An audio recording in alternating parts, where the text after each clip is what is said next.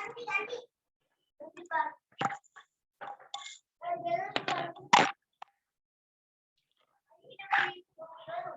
assalamualaikum semuanya. Selamat pagi dan selamat siang ya. Hari ini kebetulan saya tidak bisa mengajar secara offline, jadi Bapak bisa memberikan kalian hanya lewat video pembelajaran ini. Jadi mohon maaf ketidaknyamanan kalian dalam perkuliahan pada beberapa minggu ini karena ada beberapa yang harus Bapak selesaikan terkait dengan pekerjaan. Oke. Sebentar, saya akan perbaiki dulu beberapa background yang harus saya perbaiki. Sorry. Oke. Baik, kita sekarang masuk ke materi selanjutnya yaitu mengenai regresi. Ya, uji regresi adalah uji yang sangat penting sekali. Kenapa saya bilang penting sekali? Karena uji regresi itu adalah uji yang digunakan untuk menjawab hasil riset atau penelitian yang kalian lakukan secara finishingnya, istilahnya ya, untuk menjawab hipotesis yang berupa dugaan-dugaan penelitian kalian. Mungkin bisa dibuka di modulnya ya, halaman berapa itu ya, bisa dibuka di sana, tentang uji regresi ya, atau uji hipotesis. Oke. Sorry. Bapak coba buka dulu apa namanya. Nah, oke. Menurut Aswin, regresi itu digunakan untuk melakukan pengujian hubungan atau pengaruh antara sebuah variabel dependen dengan satu atau beberapa variabel independen yang ditampilkan dalam bentuk persamaan regresi. Uji regresi juga digunakan untuk meramal suatu variabel dependen. Jika variabel dependen dihubungkan dengan satu variabel dependen saja, persamaan regresi yang dihasilkan regresi linear sederhana. Jika variabel independennya lebih dari satu, maka persamaan regresinya adalah persamaan regresi linear berganda atau disebut dengan multiple linear regression. Regresi linear digunakan untuk melakukan pengujian hubungan atau pengaruh antara sebuah variabel dependen dengan satu variabel independen. Nah, coba dibuka kembali contoh soal yang berkaitan dengan regresi klasik kemarin ya. Jadi ada regresi klasik kemarin kan kita ada tuh udah ngerjain ya yang terkait dengan penelitian yang berhubungan dengan biogelical asset intensity, ukuran perusahaan, konsentrasi kepemilikan manajemen, jenis KAP, return on asset yang berpengaruh terhadap pengungkapan aset biologis. Oleh karena itu, sebelum melakukan uji, sebagaimana pengaruh variabel bebas terhadap variabel terikat, terlebih dahulu kita akan melakukan uji namanya uji regresi klasik ya. Itu sudah kita lakukan kemarin ya. Nah, kalau uji regresi itu setelah uji regresi klasik itu terpenuhi yang ujinya normal, tidak ada autokorelasi, tidak terkena hetero, tidak terkena multikol. Nah, baru langkah selanjutnya adalah kita membuat uji regresi atau menjawab hipotesis yang akan kita yang menjadi penjawaban kita dalam hipotesis atau dugaan kita dalam riset yang kita kemukakan. Oke, di sini kan sudah ya, kan sudah pada input semua datanya ya. Coba Bapak buka datanya, caranya kalian sudah buka SPSS-nya ya semuanya ya. Nah, dengan data yang kemarin, ini kan kita sudah menginput ini ya, sudah ada motivasi. Ini ada ini materi yang bukan ini curahan perasaan ini bukan ini ya. Oke, tunggu ya, Bapak cek dulu datanya terkait input regresi klasik 2020. Oke. Nah, oke, ini sudah Bapak buka. Tunggu sebentar, saya akan share terlebih dahulu input regresi. Nah, Kok ini lagi toh? Set. Ini input, ini input. Oke. Ya, ini ya data yang kemarin itu ya. Lah kok ini lagi toh? Coba. Ini. Tidak ya. Nah, iya benar sekali. Ya, di sini ada PAB, ada BAI, ada UP, KKM, JKAP, dan ROA. Ya, di input datanya sudah ada ya semua seperti ini 17 data. Ya, kurang lebih seperti itu. Coba kita lihat dulu sebentar 17 data. Ada 17 ya di situ ya. Oke, ada 17 di modul, 17 apa namanya? 17 sampel ya dengan 5X dan 1Y. Nah, sangat gampang sekali ya teman-teman ya bahwa prosesnya hanya seperti ini. Jadi membuat regresi klasik itu hanya pilih analyze ya, terus pilih regression, terus pilihlah linear. Saya ulangi kembali lagi ya, analyze, regression, linear. Ya, klik linearnya. Nah, di soal seperti apa? Pengungkapan aset biologis itu adalah the variable dependent. Kita pindahkan ke variable dependent ya, ke sini. Ya, terus sisanya sebagai variabel X itu kita pindahkan sebagai variabel independen. Ya, itu pastikan. Hanya seperti itu, jadi cukup seperti itu saja. Ya, kalau kemarin kita pakai uji regresi klasik kan pakai banyak checklist ya. Tapi ini cuma pindahkan aja dependennya, terus pindahkan independen. Habis itu sudah di oke saja. Ya, nanti akan keluar inputnya ya, inputnya seperti ini. Ini input, outputnya akan keluar seperti ini. Model regresi. Udah. Bukannya. Salahnya. Oh ini dia. Outputnya akan muncul seperti ini ya. Jadi akan muncul namanya ada model summary, kolomnya ada ANOVA, ada koefisien. Nah, semua ini digunakan Pak tabelnya. Iya, digunakan dong. Ada model summary, ada koefisien, ini semua akan kita gunakan. Oke, jadi seperti ini. Jadi nah, proses pertama di dalam di dalam riset kita itu adalah kita akan membahas tentang namanya R-square atau kadar determinasi. Oke, Bapak akan coba kecilkan terlebih dahulu biar gampang dalam menganalisis ya. Sudah dapat datanya ya seperti ini. Saya stop dulu sebentar. Oke. Oke, nah. Oke, ini inputnya mana outputnya tadi? Oke, ini output, ini input. Oke, ya. Di sini kan terlihat ya kalau misalkan di dalam hasil dari regresi itu ada namanya model summary ya, ada namanya ANOVA, ada namanya koefisien. Ya, mungkin kalau ada beda-beda angka dikit ya, mungkin ada kesalahan penulisan atau seperti apa ya. Jadi nanti bisa disesuaikan saja.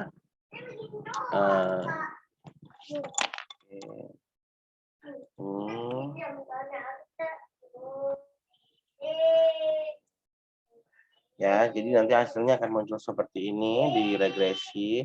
Nah, langkah pertama yang harus kita buat adalah judul. Ya, jadi judul penelitian ini penting. Kenapa? Karena judul yang itu akan mencerminkan apa yang akan kita lakukan. Setiap kita akan memulai, pasti akan ada namanya kalimat pengaruh. Kalau ada kata-kata pengaruh, berarti itu sudah pasti menggunakan regresi. Ya, di sini kan sudah terlihat ada pengaruh pengungkapan aset biologis. Ini adalah variabel Y-nya terhadap biologitas aset intensity, ini X1. Ukuran perusahaan itu X2. Konsentrasi kepemilikan manajemen itu X3. Jenis KAP, return on asset pada perusahaan pertambangan yang terdaftar di Bursa Efek Indonesia. Jadi di sini kata kuncinya ada X, ada Y di sini diawali dengan kata pengaruh, terus ada kata terhadap, baru mempengaruhi variabel X1, X2, X3, dan X4, dan X5. Dan jangan lupa pastikan ada namanya objek penelitian atau objek apa sih yang akan kita teliti. Nah, di sini kebetulan adalah perusahaan pertambangan. Nah, yang kedua adalah rumusan masalah. Nah, rumusan masalah itu adalah suatu pertanyaan dalam menyelesaikan riset yang akan kita kemukakan. Nah, rumusan masalah ini harus sesuai dengan jumlah X-nya. Kalau X-nya ada 5,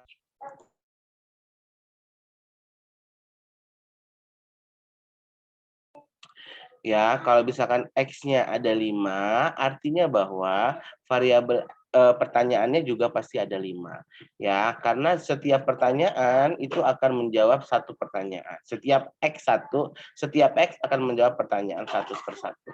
Jadi contoh nih, apakah terdapat pengaruh pengungkapan aset biologis terhadap buy di perusahaan pertambangan di Bursa Efek Indonesia. Jadi dan itu harus diakhiri dengan tanda tanya karena namanya adalah permasalahan. Namanya kan pengen menjawab apakah ada gitu loh pengaruh pengungkapan aset biologis terhadap buy di objek yang kita teliti. Ya, begitupun selanjutnya UP, KKM, JKP, dan RO. Jadi kalau misalkan X-nya ada 5, berarti rumusan masalahnya ada 5. Kalau X-nya 3 berapa, nak? Berarti rumusan masalahnya ada 3. Nah, tujuan penelitian yang itu harus sinkron dengan rumusan masalah. Kalau rumusan masalahnya ada 5, berarti tujuan penelitiannya pun ada 5. Ya, kenapa? Karena kan dia sama-sama ingin menjawab untuk apa riset ini dilakukan. Kalau misalkan ada X-nya ada 5, berarti dia juga ingin mempengaruhinya ada 5. Ya, setiap tujuan penelitian karena kita datanya menggunakan data sekunder itu harus diawali dengan untuk membuktikan secara empiris. Ya, itu selalu ada. Jadi selalu dalam riset kalau Anda di keuangan karena Anda menggunakan data numerik itu harus Anda buktikan karena kan Anda membuktikannya secara data atau angka. Jadi di setiap awalannya Anda harus memberikan namanya untuk membuktikan secara empiris. Baru Anda jelaskan pengaruh aset terhadap buy di perusahaan penerbangan yang terdaftar di Bursa Efek Indonesia. Ingat, tujuan penelitian tidak boleh menggunakan tanda tanya karena dia adalah tujuan untuk melakukan riset ini. Hanya rumusan masalah. Nah, yang kedua adalah hipotesis penelitian. Apa hipotesis? Hipotesis adalah dugaan. Kita pasti dalam suatu pertanyaan kan ingin menduga apakah terdapat pengaruh. Jawabannya kan cuma 2, yaitu pasti pengaruh, kalau enggak kan. Kalau enggak berpengaruh, kalau enggak tidak berpengaruh. Pasti 2 itu saja sih sebenarnya jawabannya. Nah, hipotesis penelitian ini kalau misalkan rumusan masalahnya ada 5, berarti dugaannya ada 10, 2 kali lipat dari rumusan masalahnya. Kok gitu, Pak? Ya karena kan dugaannya kan pasti akan ada 2. Ya, contoh misalkan. Yang pertama itu kan adalah untuk membuktikan secara empiris pengaruh pengungkapan aset biologis terhadap buy di perusahaan pertambangan yang terdaftar di Bursa Efek Indonesia. Nah, apakah terdapat pengaruh? Kan jawabannya pasti terdapat sama tidak terdapat dong. Nah, kalau misalkan hipotesis, dia akan dibagi menjadi 2 ya. Ada namanya hipotesis alternatif pertama dan ada namanya hipotesis nol pertama. Ya, kalau hipotesis alternatif berarti jawabannya adalah terdapat. Sedangkan kalau hipotesis nol itu pasti jawabannya zong berarti tidak terdapat. Ya, Anda harus paham itu. Jadi setiap riset itu hanya ada 2 dugaan, yaitu berpengaruh dan tidak berpengaruh, berhubungan atau tidak berhubungan, ya, atau suka atau tidak suka, seperti itulah ya. Nah, begitupun dalam riset. Jadi kalau misalkan X-nya ada 5, berarti dugaannya ada 10, 2 kali lipatnya. Kenapa? Tadi saya jelaskan bahwa setiap dugaan pasti ada jawabannya iya atau tidak, berhubungan atau tidak. Nah, kalau misalkan alternatif berarti dia terdapat, kalau misalkan tidak hipotesis nol berarti tidak terdapat. Jadi di sini dijelaskan ada 10 dugaan dengan 5 hipotesis atau 5 variabel X-nya. Ya, makanya sampai 5 di sini. Nah, selanjutnya kita baru masuk ke namanya kadar determinasi. Ya, kadar determinasi itu adalah pengujian goodness of fit dari model regresi yang diperoleh dari nilai R-square. Nih ya, jadi model dilihat pertamanya adalah di model summary. Kan ingat ya, kolom di outputnya itu dilihat ada namanya model summary. Ya, Model summary, kalian lihat deh R square 0,689, ini R square di sini ya. Ada R, ada R square. Nah, kita lihatnya di R square aja. Ya, nilai kadar determinasi atau R square semakin dia tinggi di atas 0,6, maka semakin baik hubungan antar variabel. Ya, semakin dia di atas 0,6 itu semakin baik. Ya. Nah, di sini kebetulan berapa nilai R square-nya, yaitu 0,689. Ya, kalau dikonversikan dalam persen menjadi 68,9 ya R square-nya. Nah, di sini dianalisis di sini ya. Nah, nilai R square untuk setiap variabel by UP, KKM, JKAP, dan ROA diperoleh sebesar 0,689. Hal ini berarti bahwa 68% dari PAB dapat dijelaskan oleh variabel independen dalam model tersebut, sedangkan sisanya itu hanya sebesar 31,1% dijelaskan oleh variabel lainnya. Pak, ini dari mana sih, Pak? Aduh, sorry, saya lagi kurang enak badan, jadi agak sedikit batuk dan pilek. Pak, dari mana sisanya dari mana sih Pak dapat 31,1%? Ini diperoleh dari 100% dikurang 68,9%. Artinya ini cukup besar ya pengaruh variabel X-nya terhadap PAB. Ya, sebarannya hubungannya besar sekali karena di atas 60%. Ya, tapi masih ada faktor lainnya sebenarnya yang mempengaruhi variabel PAB sebesar 31,1%, diperoleh dari 100 dikurang 68,9%. Lanjut, yang ke F adalah model regresi. Oke, model regresi ini adalah suatu persamaan. Ini persamaan namanya nah ya, Y sama dengan PAB karena Y adalah variabel PAB-nya adalah Y, sama dengan beta 0, ini beta 0 memang udah rumusnya pertama karena harus ada beta 0, ditambah beta 1 itu adalah X1 maksudnya. Ya, tapi berikan modelnya dengan beta ya. Berarti beta 1 adalah by ya, berarti by. Ditambah beta 2, ini beta 2-nya di sini yaitu UP, beta 3 ini adalah X3 yaitu KKM, beta 4 JKAP, dan terakhir beta 5 yaitu ROA, dan terakhir adalah error ya. Nah, ini dijelaskan, ada penjelasannya seperti apa nilai betanya. Pak, gimana cara memperoleh nilai-nilai ini biar bisa langsung dikonversikan menjadi angka? Ada nak di kolom koefisien namanya. Nanti di outputnya Anda lihat di kolom koefisien itu ada namanya kolom unstandardized coefficient. Dan di situ ada namanya B, yaitu beta. Ingat ya, bukan beta yang di sini ya, tapi B sini, B yang di ujung sini. Ya, jadi seperti itu. Nah, inilah disebut namanya beta 0. Beta 0 itu adalah konstanta, beta 2 adalah ini, beta 3 adalah ini, beta 4 adalah ini, beta 5 adalah ini, dan beta 6 adalah ini. Jadi, semua tinggal Anda konversikan angka-angkanya ke dalam model yang ada di sini. Ya, jadi modelnya ini kan dijelaskan nih hasil model regresinya. Hipotesis dalam penelitian ini diuji menggunakan persamaan regresi linear berganda. Hasil regresi linear berganda dapat dilihat di bawah ini. Ya, ini bisa dilihat. Nah, modelnya seperti apa? Nah, konversikan, kalau dia minus, pastikan dia masuk minus. Kalau dia positif, jadi positif. Nah, contohnya gini nih. Contohnya by. By ini kan negatif ya, negatif 0,359. Nah, di sini dia langsung jadi negatif. Ya, karena positif lawan negatif pasti jadi negatif. Sorry ya. Oke. Terus begitupun yang lainnya menyesuaikan dari angka-angka beta yang ada. Jadi kalau misalkan dia positif jadi positif, kalau dia negatif jadi negatif. Pak, artinya seperti apa? Nah, di bawah dari model regresi ini ada hasil persamaannya. Ya. Nilai yang pertama adalah nilai koefisien regresi variabel PAB akan mengalami penurunan sebesar 0,492 untuk satu satuan aplikasi apabila semua variabel bersifat konstan. Ya, jadi kalau ini semuanya sifatnya konstan itu berarti 0 ya. Jadi kalau apapun yang dikali dengan 0 pasti dapatnya 0.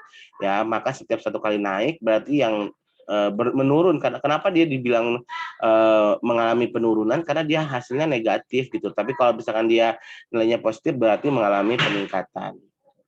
Oke, nah ini contoh lagi nih yang kedua ya, buy. Buy ini kan dia negatif ya, berarti dia ngalamin penurunan dong ya. Nilai koefisien regresi variabel buy terdapat terhadap PAB, ini PABY-nya, sebesar 0,359. Nilai ini menunjukkan bahwa setiap penurunan ya atau peningkatan, nah ini yang benar adalah penurunan. Jadi karena dia negatif, jadi dia nurun gitu ya. Buy sebesar satu satuan diprediksi akan menurunkan, nih menurunkan. Ya, karena nilainya negatif, maka PAB sebesar 0,359. Ya, beda kalau misalkan yang positif. Kalau positifnya di depan di sini, berarti dia akan meningkatkan, ya, bukan menurunkan. Ya, jadi seperti itu. Boleh dibaca sampai dengan poin F, sampai dengan ROA. Ya, seperti itu. Jadi positif negatifnya ada di situ. Oke, lanjut yang selanjutnya adalah uji kelayakan model ya.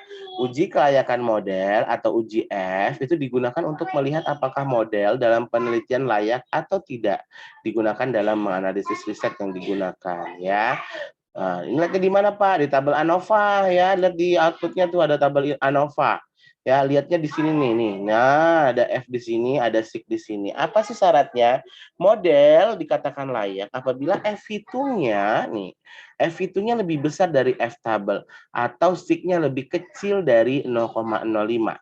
Ya, model tidak layak dikatakan tidak layak apabila F hitung lebih kecil dari F tabel atau SIG-nya lebih besar dari 0,05. Ya, ini wajib Anda pahami. Pak, kalau model nggak layak gimana? Berarti Anda harus memperbaiki modelnya. Ya, diapain? Misalkan di outlier dulu, misalkan. Ya, nggak bisa outlier sampai 3 kali, baru, nah itu namanya treatment ya, treatment data.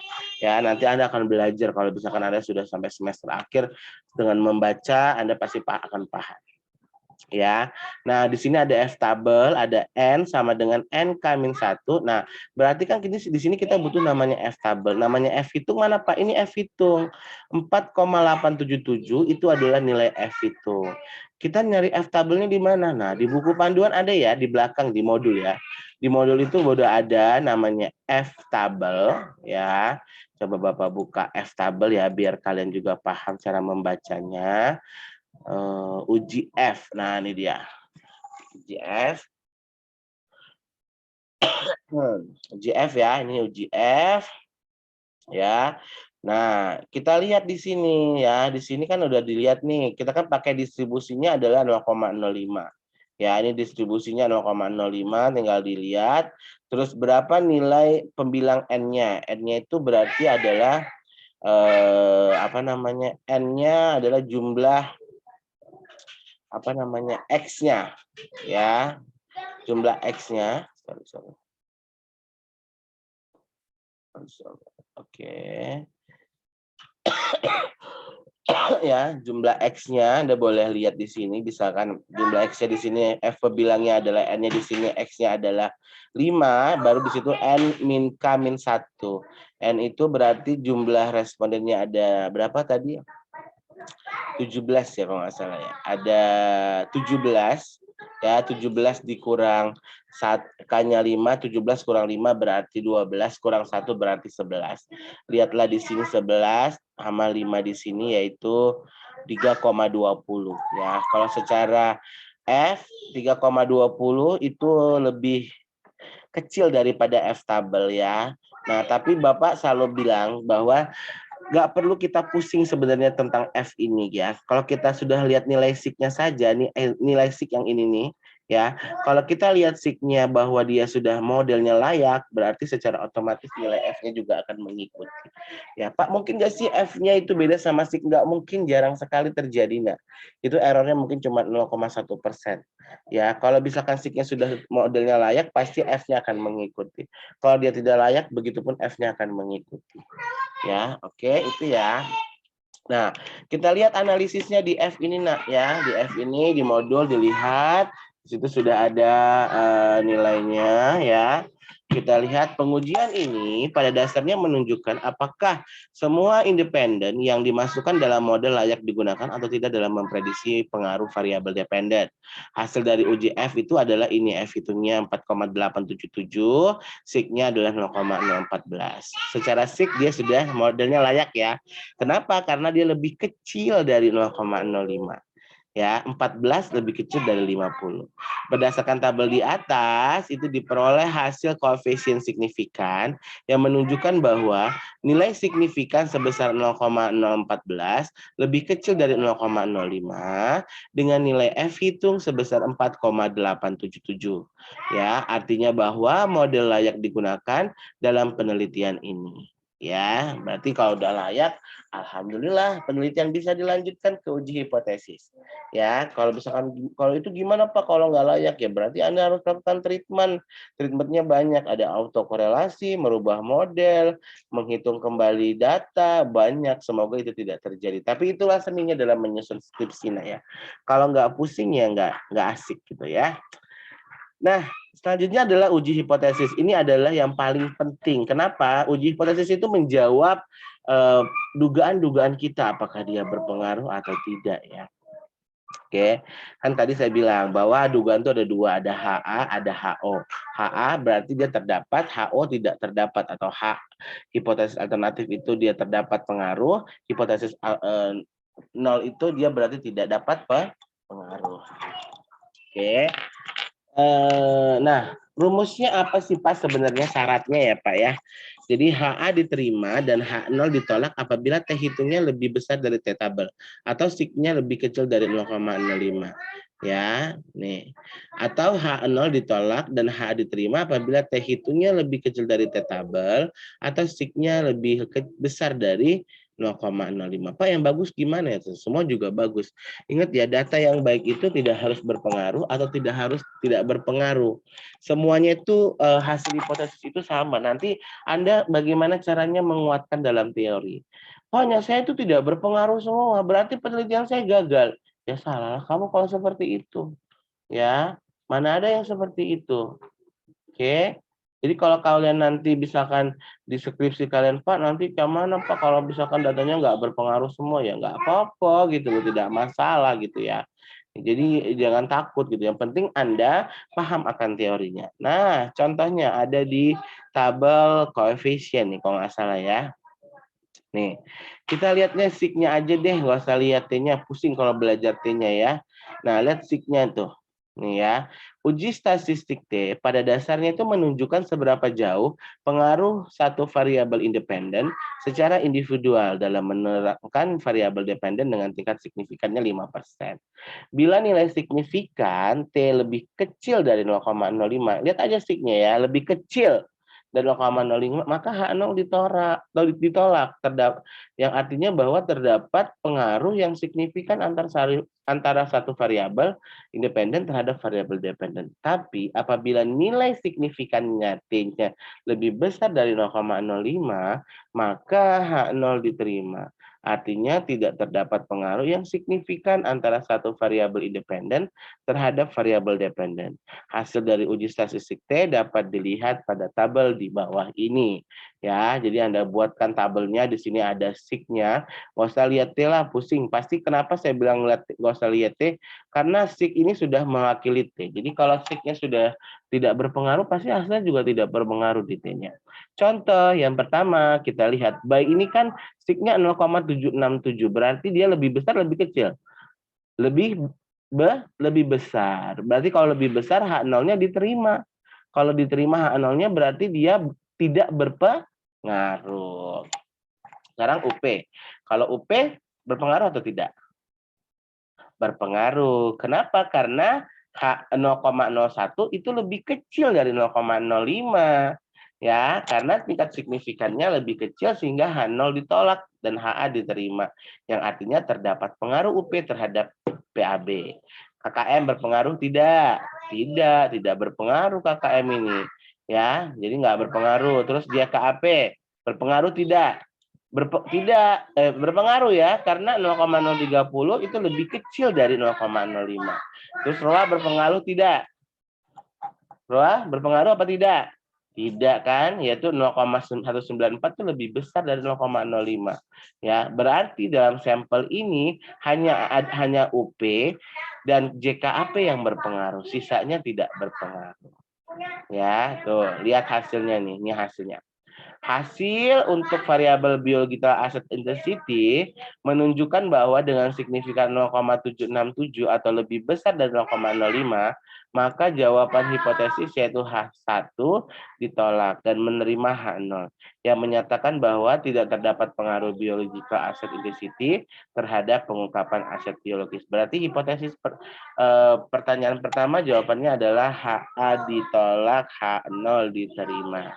Nomor 2, apakah terdapat pengaruh? Terdapat, berarti adalah HA diterima dan H0 ditolak. Begitupun nomor 3, seperti apa? Tidak terdapat pengaruh, berarti H0 diterima dan HA ditolak. 4, hasilnya berarti adalah terdapat pengaruh, berarti HA diterima, H0 ditolak. Begitupun nomor 5. Nomor 5 tidak terdapat pengaruh, berarti H0 diterima, HA ditolak. Oke, paham ya? Terkait dengan alat uji hipotesis yang terakhir. Oke, itu ya. Nah, selanjutnya kan ada tugas ya dikerjakan. Untuk pertemuan hari ini, kalian mengerjakan tugas yang ada di modul regresi. Ya, buat analisisnya sama seperti ini, di print tapi digunting saja hasil-hasil yang ini seperti ini, ditempel di dalam modul yang sudah ada. Ya, jadi Anda buat, Anda print, Anda gunting, Anda tempel di modul ya. Jadi dikerjakan di modul, nanti minggu depan Bapak akan koreksi. Ya, untuk hari ini itu saja, mungkin bisa lagi dibaca modulnya. Kalau kurang paham dan kurang berkenan, kalian bisa WA Bapak langsung secara japri atau kita diskus di dalam grup. Oke. Nah, terus ini jangan lupa ya outputnya nanti cukup Anda print ya. Anda print terus Anda gunting dan Anda masukkan ke dalam modul yang ada. Oke, paham ya?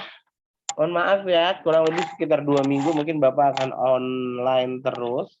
Ya, untuk KP nanti hari ini untuk hari Senin ini untuk hari Jumat ini kalian cukup melihat tutorial ini, terus minggu KP-nya nanti ngumpul tugas aja. Ya, tapi untuk KP nanti kita pikirkan. Yang pasti untuk minggu ini kalian pahami ini terus kerjakan tugasnya yang ada di modul tentang uji regresi dikerjakan di modul langsung ya. Kalau mau pakai folio di reference di modulnya. Oke, cukup sekian untuk hari ini. Terima kasih atas waktunya. Mohon maaf sekali lagi. Semoga bermanfaat buat teman-teman semua materi kita pada hari ini. Jadi uji regresi adalah uji paling penting di dalam pusat penelitian untuk menjawab hipotesis ataupun dugaan penelitian yang kita lakukan. Baik, terima kasih. Saya akhiri untuk hari ini. Wabillahi taufiq wal hidayah. Wassalamualaikum warahmatullahi wabarakatuh.